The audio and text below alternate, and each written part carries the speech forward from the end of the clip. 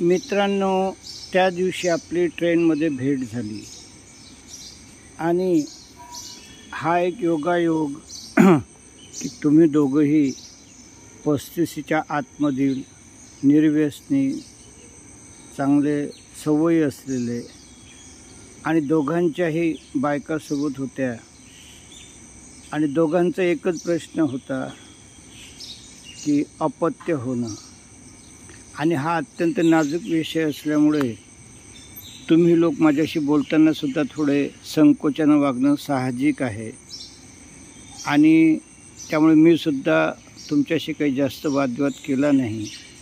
मात्र त्या स्त्रियांच्या गोष्टी ऐकल्या आणि त्याच त्या कहाण्या की हे औषध घेतलं ते घेतलं तर ते केरोटीन करणार, हे करणार ते करणार, मग तसं होणार असं होणार.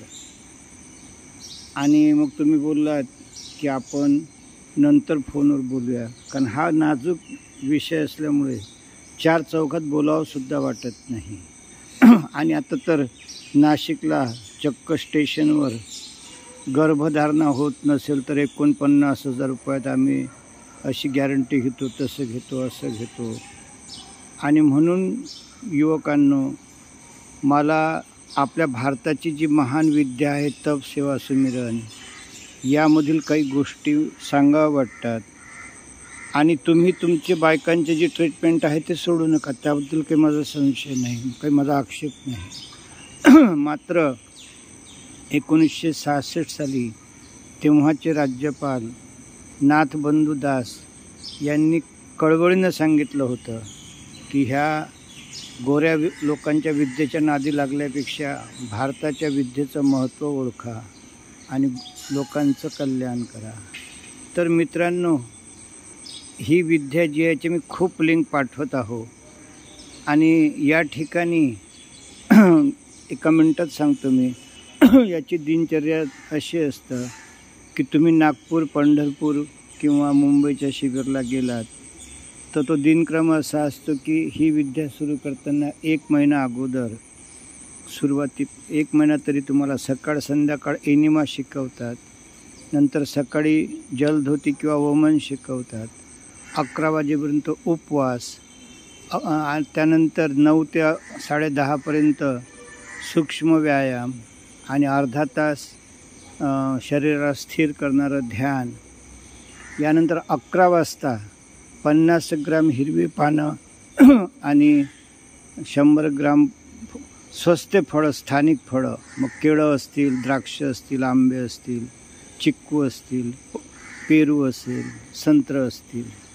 तर असा तो दिनक्रम. आणि आपला 11 वाजता ज्यूस घ्यायचा असतो.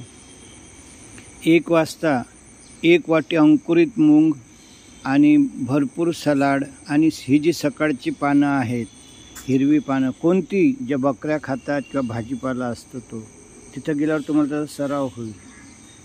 तर त्या पानांची हिरवी चटणी जशी भेळपुरीवाल्याकडे असतं.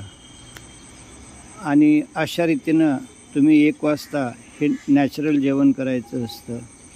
4 वाजता 1 कारलं, 2 टोमॅटोचा ज्यूस. आणि 5 वाजता तुम्ही वडे, भजी खा, पोहे खा की काही खा, पण 75% हिरवं किसलेलं, बघ ते कारले, पत्ताकोबी, फुलगोबी, गाजर, मुळे, मिरच्या आणि 25% बेसन पाणी न घातलेलं, असं हे त्याची भजी करा. तिथं तुम्हाला शिबिरामध्ये सराव होईल. आणि 7 वाजता 1 भाकर, 3 वाट्या भाजी आणि 1 वाटी डाळ अशा प्रमाणात जेवण करा. तर मित्रांनो, ह्याला म्हणतात तप. आणि पुढचा भाग आहे तो म्हणजे सेवा. तर आपण जे मंदिरात इकडे तिकडे करत राहतो निस्वार्थपणे समाजसेवा, ती सेवा. आणि सुमिरन म्हणजे आपण मनात संकोच न ठेवणं, संकोच न बाळगणं, गाठा न बांधणं म्हणजे त्याला म्हणतात सुमिरन. तर अशी थोडक्यात त्या विद्येची ओळख आहे. आता विषय नाजूक आहे, मग म्हणूनच मी तुमचं नाव किंवा कुठं काही उल्लेख केला नाही. तर आता आपण पाहूया की स्त्रियांमधील आणि पुरुषांमधील वांसपणाबद्दल या तप, सेवा, सुमिरन विद्येमध्ये काय काय म्हटलेलं आहे. त्याच्या लिंक मी इथं जोडलेल्या आहेत, पण त्या खूप मोठ्या आहेत आणि त्यातला आवाज स्पष्ट नाही. मात्र तुम्हाला प्रेरणा मिळावी म्हणून त्या मी सर्व कॉपी पेस्ट करतो. आणि तुम्हाला कळकळीची विनंती, हजारो लाखो रुपये इकडे खर्च करता तर जरूर तुम्ही दोघंही जण 6-6 दिवस या विद्येचा लाभ घ्या. आपलं जीवन मंगल करा आणि फळाफुलांनी वेलींनी ते भरू द्या. तर आता मी पुढच्या भागामध्ये अनुभव कथन करतो.